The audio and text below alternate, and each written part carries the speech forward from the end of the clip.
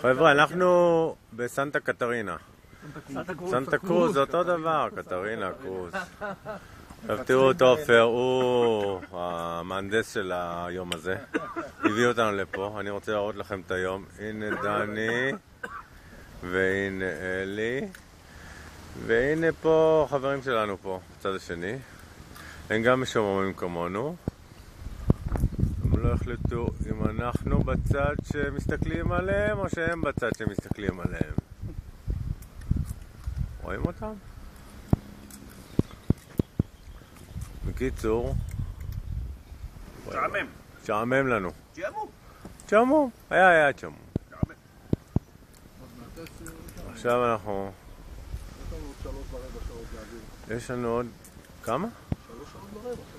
3.25 שעות? וואלה. להעביר? זמן טוב להגיע למרכז.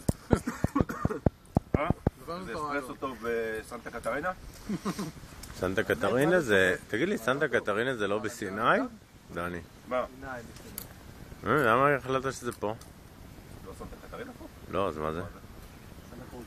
סנטה קרוז? טוב קרוז?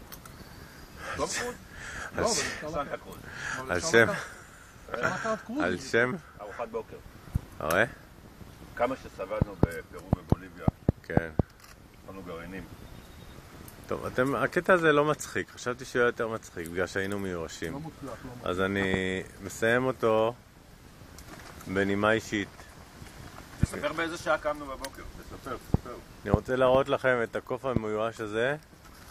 איפה הוא? מתקרב. אנחנו נראים פחות טוב ממנו.